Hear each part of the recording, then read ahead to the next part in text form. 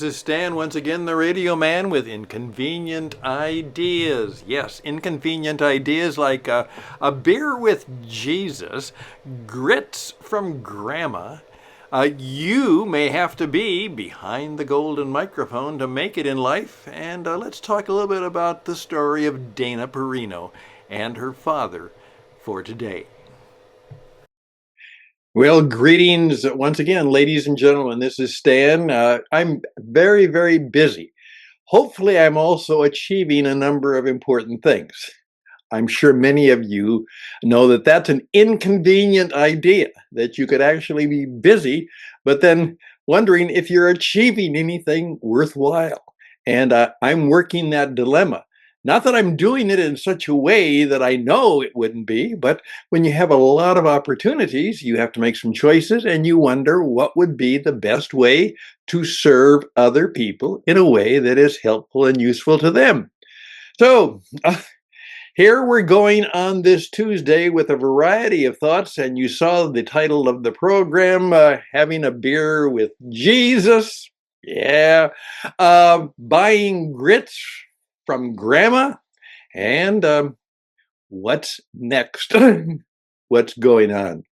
First of all, the reason I'm doing this is somebody asked me, they said, Stan, would it ever be, because I'm teaching people how to do radio and television and video, a lot of that right now. And they said, is it ever proper to wear a hat while you're doing a video show? Should you ever wear a hat? Well, I put a hat on. I don't ever wear a hat when I do a video program, except on one occasion I began just like I did now because it was a cowboy show. And I think perhaps if you have a cowboy show, that's perhaps, or a Western show, that's perhaps a good thing that perhaps you might do. And again, you might do like I just did. You start the program with it and then take it off. Usually, as you know, a cowboy gentleman is supposed to tip his hat to the ladies. And in many societies still, if I go into a church or I go into a public place, oftentimes a gentleman is expected to remove his hat. Now, that's inconvenient for a lot of people, but it's still a part of the old tradition. And so I wear a hat very often, obviously with my haircut, and particularly in the sun where I was in Arizona. It's very important, as my doctor said, Stan, whenever you go out in the bright sunshine, make sure you're wearing a hat. That will be good for your health. So if that was helpful to any of you or for anybody that you know, good.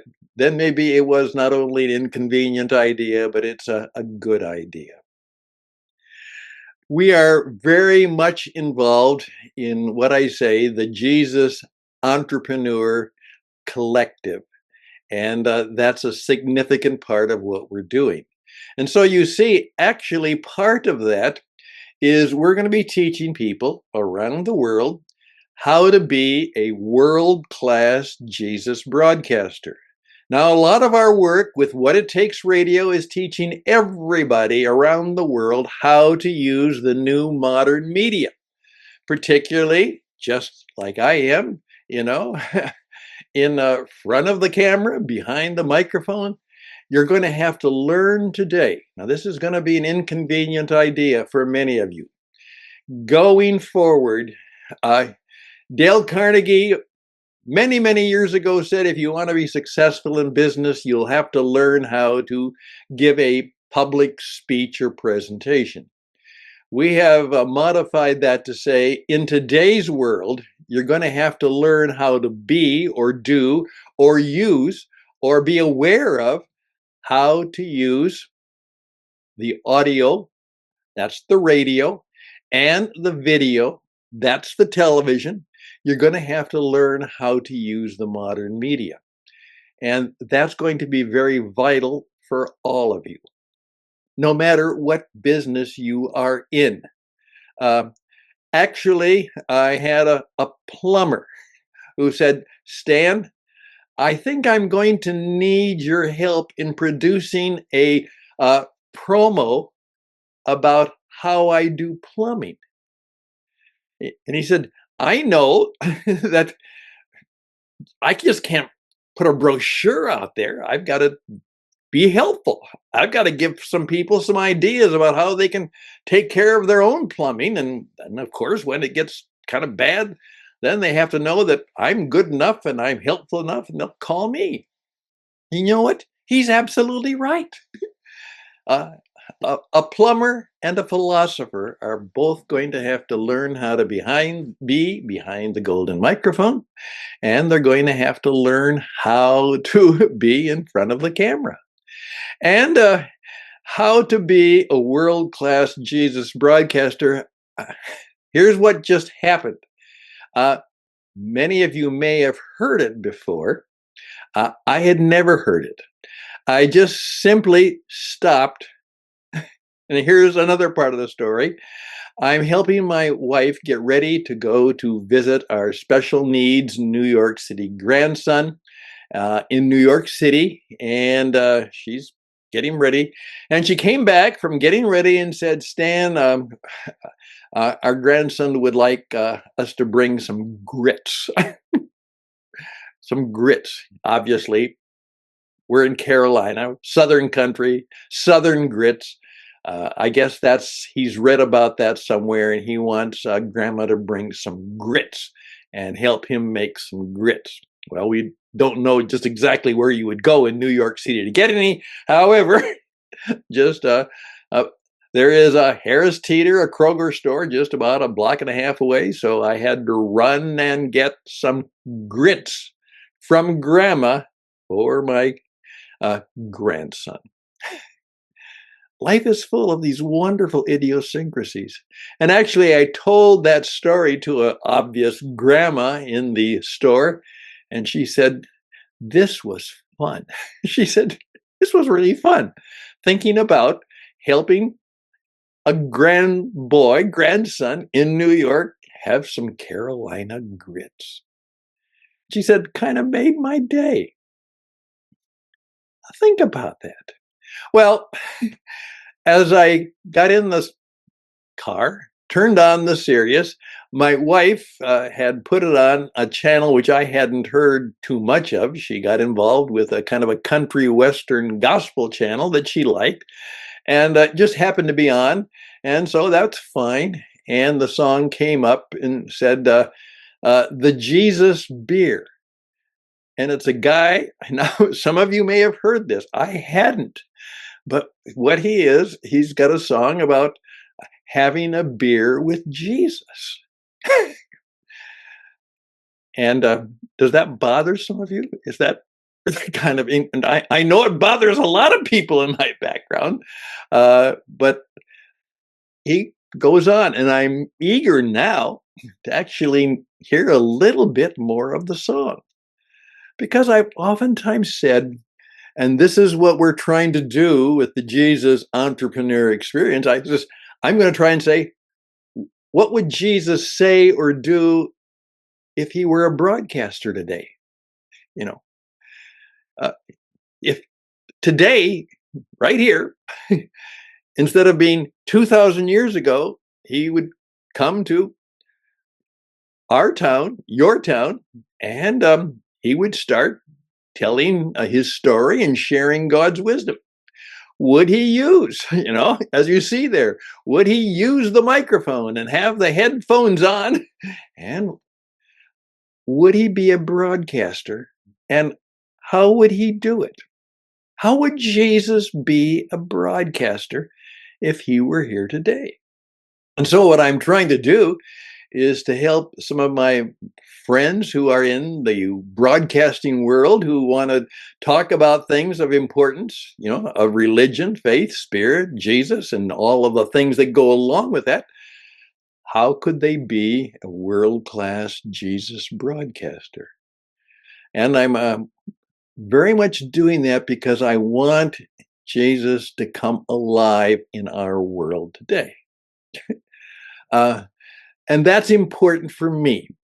Now, the point for all of us, though, is during these years right now, there are so many things, both in terms of opportunities, AI, and challenges. In fact, that's a lot of what we're trying to learn how to do right now, is to help you deal with a AI world, because it's going to be significant for being an entrepreneur. In fact, we did a program some time ago, just I guess a few months ago. I'm not so sure it caught on, but it was about, would Jesus use AI? Um, how would he use it? Is it a good thing or a bad thing? Well, it's obviously going to be used both ways. And so one of the things I'm doing now, when I use it a great deal, I kind of whisper a prayer for wisdom about when I ask a question and what it might mean. Right now, and this is important also to note, right now, a lot of the conversation and commentary in the media world is about the fact that one of the very well-known broadcasters, particularly on the Fox channel, which has a tendency to, would you say, conservative, or some people would say more traditional bias. Her name is Dana, and her father has passed away. She's very well known, very popular, and her father has passed away. And so the news is all about Dana and her father. And so I always say, I'm not going to comment on any particular story until 48 to 72 hours later. There's a whole lot I could say about being a father, about losing a father. Her father was a rancher, and there's the cowboy that we do. We're big into cowboys.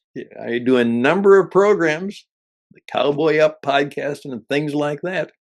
But let's just see what the commentary is and what the story will be about a successful woman, very successful, and the story about a relationship to her cowboy rancher father.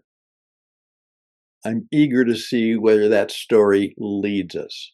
And then maybe I'll have something to say about it. But there we go. A whole lot of interesting, maybe inconvenient ideas.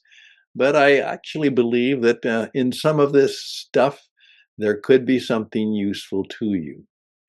And this is more than inconvenient ideas. This is something that I'm asking you to take a risk. I am beginning, after many, many attempts to discover the best way, I'm going to very much invite many of you to become honorary from time to time. As some would say, guests, ghost, and host. Yes, a guest, a ghost, and a host. What could that mean? To be on the Inconvenient Ideas radio and television show. And I think you'll find it helpful, useful, and I think you might have a lot of fun in being on the program. Okay, if you have any questions, have anything you want to say, any commentary to me, perhaps you want to raise your hand, say, Stan, I'd like to be on your program. Let's see if we can audition that and see if we can make it happen. Also, again, tomorrow we'll be talking about the Jesus Beer Song on the Jesus Entrepreneur Collective, along with one other very strong and powerful point. And then we want to talk to you a little bit about how you can begin to live a transformed life. A life that will be better, maybe much better, this year and in the years to come. That's what we're going to hope to do. Thank you for your time. Thank you for listening. Thank you for being a part of the program.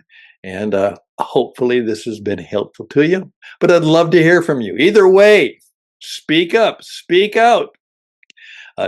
Tell me your thoughts.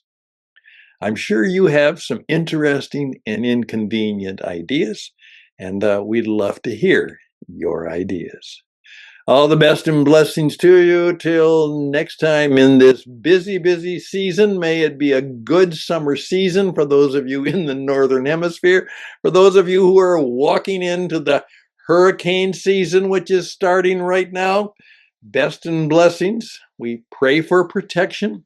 And then, of course, for a number of you around the world that live in very difficult times, the wars continue. They're going to get worse, it seems. And what is life going to be like as we plug on through and perhaps seek to make our own mark for good in 26? 26, pick up the sticks, make the good things stick, and let's see if we can help each other do just that. Till next time, I'm Stan, the radio man, saying best and blessings. Till next time, bye for now.